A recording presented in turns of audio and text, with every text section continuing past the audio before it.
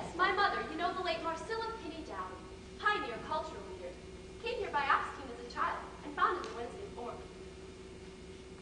Myrtle, how many would you say? 75 at least. Oh, say 100. 75. Miss Tewksbury is a soloist accompanied by Miss Wilda McCurdy accompanist. Come on, Miss Tewksbury is almost finished with her number. She'll do an encore. Well, what if they don't give her a lot of applause? Oh, I've known her for years. She'll do an encore. You might say that I'm assisted by my daughter, Miss Myrtle May Simmons. Myrtle, what color would you call that? Rancho Rose, they told me. Miss Myrtle May Simmons looked charming in her modish Rancho Rose tone crepe. She looks lovely. I wish you could see her, Miss Ellerby. Mother, come. And where's the caterers? The minute she's finished singing, we open the doors and begin pouring. Yes, Miss Ellerby, this is the first party that we've had in years. Yes, there is a reason, but we don't want it in the papers. We all have our troubles, Miss Ellerby. The guest list? Oh, yes, the guest list. Mother, please. Oh, if you'll excuse me, Miss Ellerby, I'll have to call you back later. Mother, Mrs. Chauvenet, she just came in. Mrs. Eugene Chauvenet, Sr.?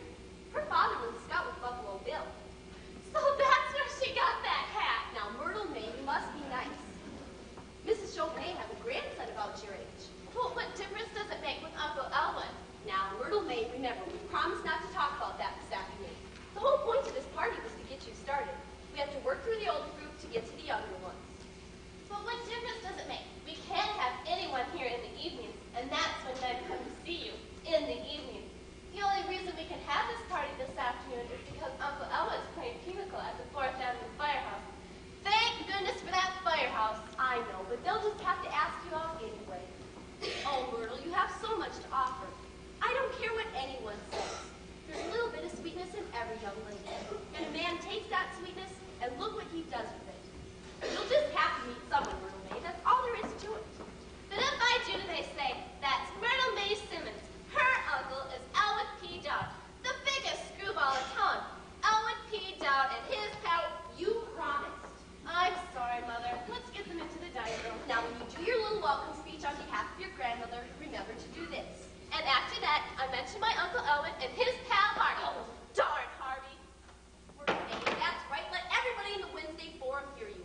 You promised you wouldn't say that word, and you said it. I'm sorry, Mother, but how do you know he won't show up and introduce Harvey to everyone? This is unkind of you, Myrtle May. Elwood is the biggest party I have. Even if people do call him peculiar, he's still my brother. And besides, I know he won't be home this afternoon. Are you sure? Of course I'm sure. But, Mother, why can't we live like other people? Myrtle May, must I remind you, we live with Elwood. Elwood does not live with us. Did Grandmother know about Harvey? Well, she never wrote me if she did. But why did she leave all her property to Uncle Elwood in the first place? Well, I suppose it was because she died in his arms. People are sentimental about things like that. You always say that, and it doesn't make sense. She couldn't have made out her will after she died, could she? Myrtle May, don't be so didactic. It's not becoming in a young lady, and men simply loathe it. Now, don't forget to wave your hand. I'll do my best. My, Miss Tewksbury's voice is certainly fake. But not fast enough. Lovely, Miss Tewksbury, lovely. I loved it.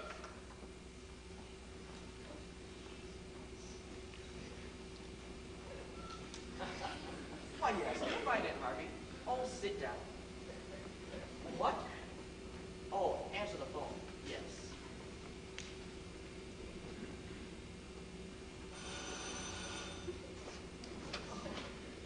Hello? Oh, you've got the wrong number. But how are you anyway? This is Elwood P. Dow speaking. I'll do? Well, thank you. And what is your name, my dear?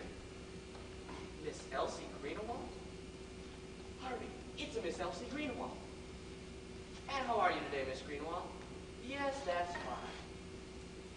Oh, yes, why, yes, I'd be happy to join your club. I belong to several clubs now. Let's see, the University Club, the Country Club, oh, yes, and the Pinochle Club at the 4th Avenue Firehouse. Yes, I spend a great deal of time there, or over at Charlie's place, or down at Eddie's bar. And what is your club, Miss Greenawalt? Really? Harvey, I get the Ladies' Home Journal, Good Housekeeping, And the open road for boys for only 2 years and for only $6.25. Sounds good to me. I'll join. How's it sound to you, Harvey? Harvey says it sounds fine to him, too. Yes, 2 subscriptions. Mail them both to this address. I do hope I get a chance to meet you sometime, Miss Greenlaw. Harvey, she says she'd like to meet me. When? When would you like to meet me? Well, why not right now? My sister seems to be having a few friends, and we would consider it an honor if you would come and join us. Yes, we would be delighted. 343 Temple Drive. I hope to see you in a very few minutes. Goodbye, my dear. Harvey, she's coming right over. Well, gosh, don't you think we'd better freshen up? Yes, so do I.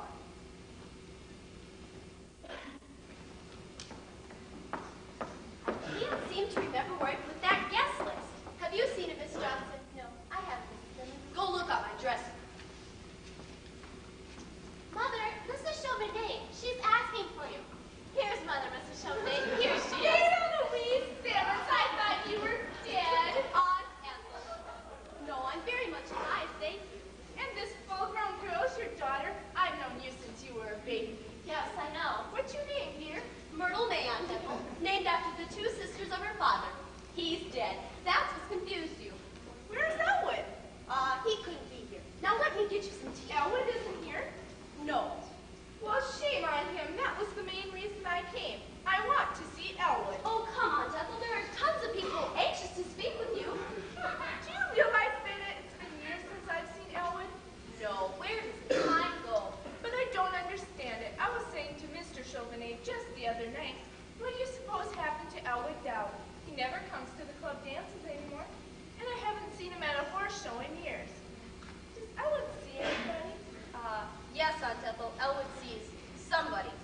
Oh, yes. Your Uncle Elwood, child, is one of my favorite people. Always has been. Yes, I remember. Is Elwood happy, Beta? Yes, Aunt Ethel. Elwood is very happy. You don't need to worry about Elwood. Why, there's Mrs. Frank Cummings. Just stepped in. Wouldn't you like to speak to her? My, but she looks ghastly. Hasn't she failed, though? If you think she looks badly, you should see him. Oh, I must have them over to dinner. She looks frightful. I thought she was dead. Oh, no, Aunt Ethel. Now, what about tea, Beta? If you will forgive me, Aunt Ethel, I will precede you.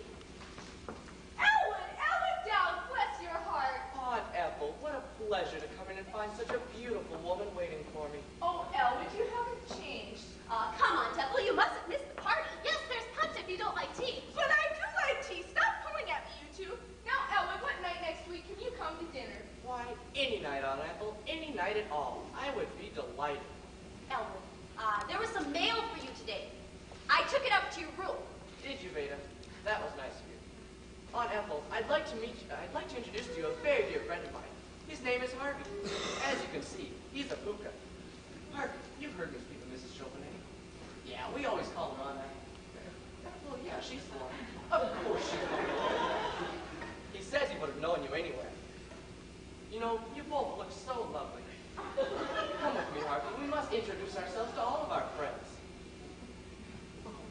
Excuse me. What? You're standing in his way. Come along, Harvey. Go right in, Harvey. I'll be in a minute. Yes. Aunt Ethel, I can see you are really disturbed about Harvey. You really shouldn't be. He stares like that at everybody. But I can tell. He liked you. He really liked you.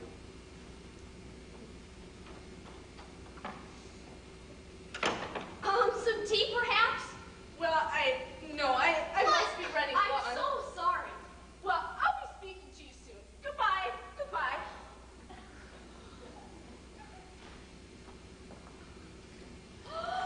Oh no!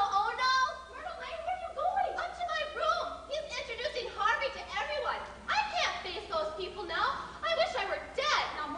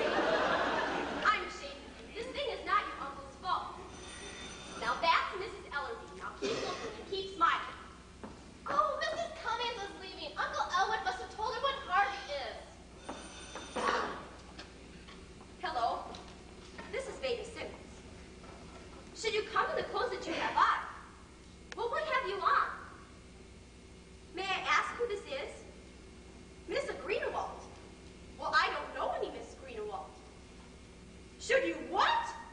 Oh, may I ask who invited you? Mr. Dow.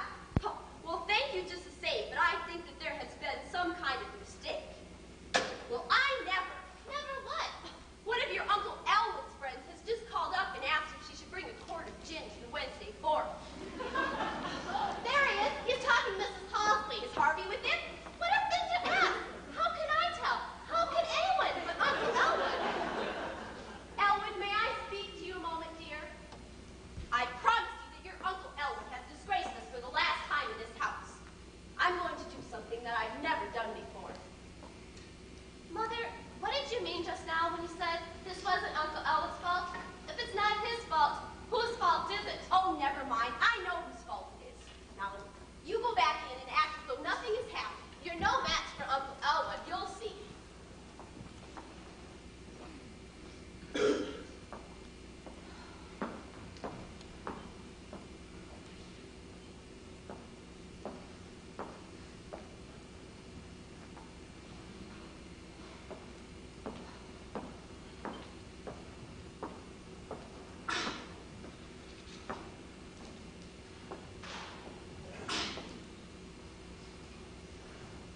Elwood, may I speak to you a moment, dear?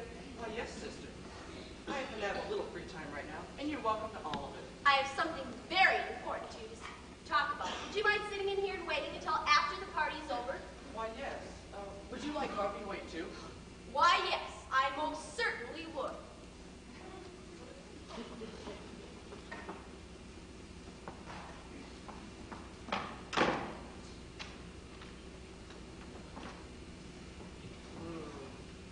Jane Austen.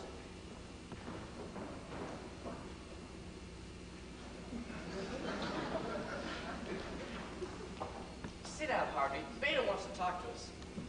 I think she wants to congratulate us on the impression we made at her party.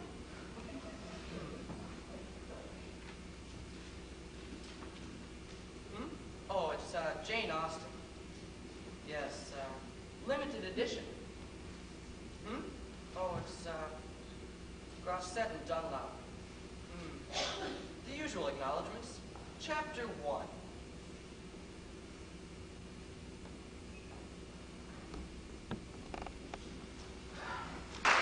O.R. Simmons, 343 Temple Drive. Is that right?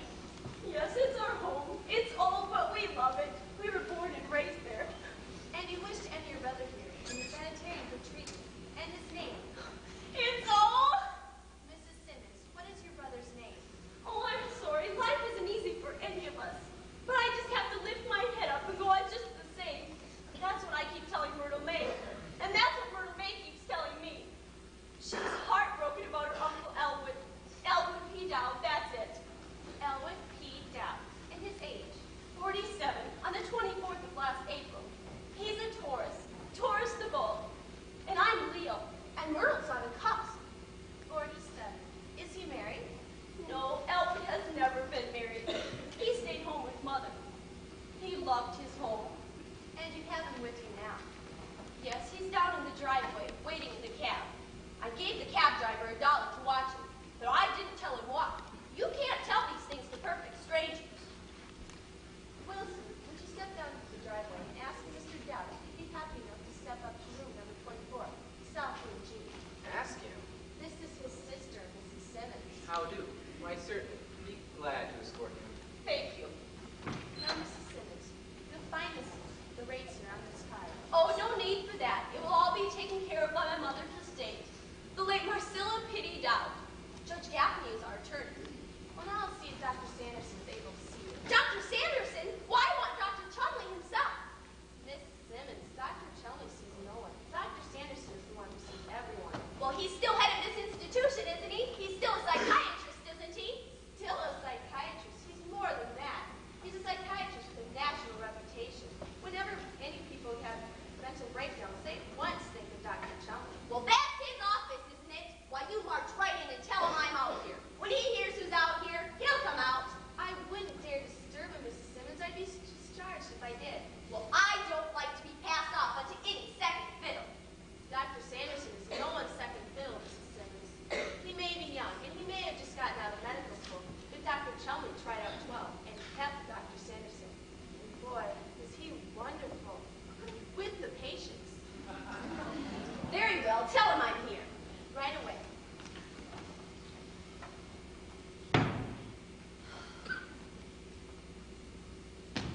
Maida, isn't this wonderful?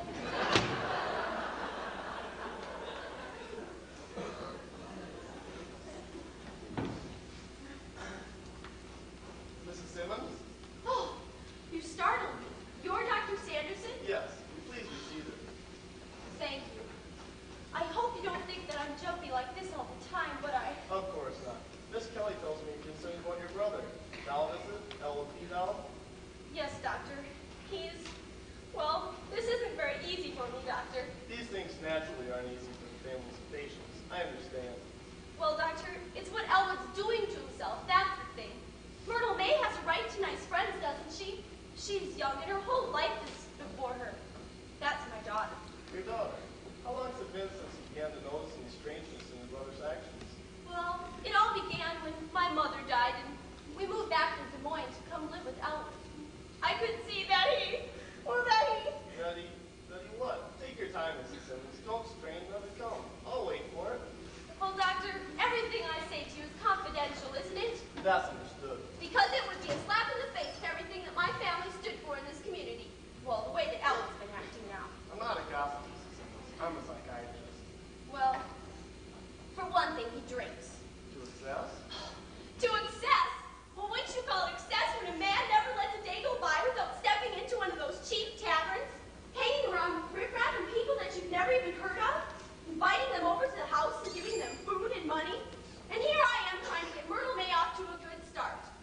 If that isn't excess, I don't know what excess is. I did delicate statement, Mrs. Simmons. I merely asked if your brother drinks. Why, yes, I'd say most definitely Elwood drinks. And I want him committed here permanently. Because I cannot stand another day at that party. Myrtle May and I have to set a place at the table for Harvey. We have to move over to make room for Harvey on the sofa. We have to answer the telephone when Elwood calls to speak to Harvey. And then at the party this afternoon with Mrs. Chauvenet, well, we didn't even know anything about Harvey until we moved back here.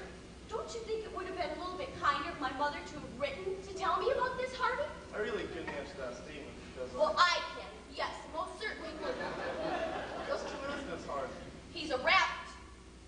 Well, perhaps, but just who is he? Some companion? Someone your brother has picked up in the bars that's whom we disproved? Doctor, I've been trying to tell you. Harvey is a big white rabbit. He lives in our house. He's 6 feet tall. Or is it 6 feet and a half? Oh, heavens, I ought to know. He's been around the house long enough. Mrs. Simmons, let me understand this. Doctor, do I have to keep repeating myself? Harvey is a big white rabbit. He and Elwood do everything together. Elwood buys them railroad tickets and theater tickets just for the two of them. And as I told Myrtle May, if your Uncle Elwood was so lonesome that he had to bring something home, well, why couldn't it have at least been human? He has me, doesn't he? He has Myrtle May, doesn't he? Doctor, I'm going to tell you something that I've never told anyone else in the world before. Sometimes I even see that big white rabbit myself. Now, isn't that terrible? I've never even told that to Myrtle May. Mrs. Simmons. And what's more, he's every bit as big as Elwood says he is. Now, don't you ever tell that to anyone. I'm ashamed of it. Grief over your mother's death depressed you considerably? Oh, no one will ever know how much. Loss of sleep? Oh, you try sleeping with those two around. Loss of appetite?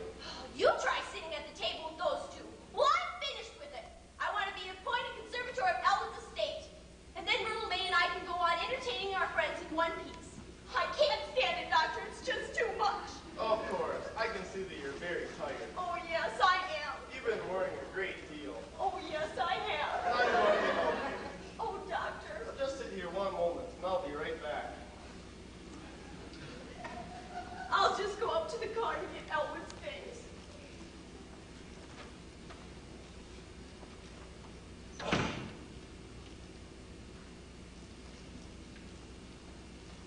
Why didn't someone answer the buzzer? I didn't hear you, Doctor. Mrs. Simmons.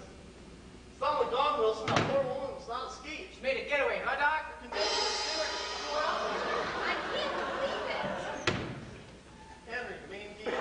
Well, no one know the main gate. There's a patient on the loose. I shouldn't have left her alone, but no one answered the buzzer. Wilson was himself, Doctor. What have we available, Miss Kelly?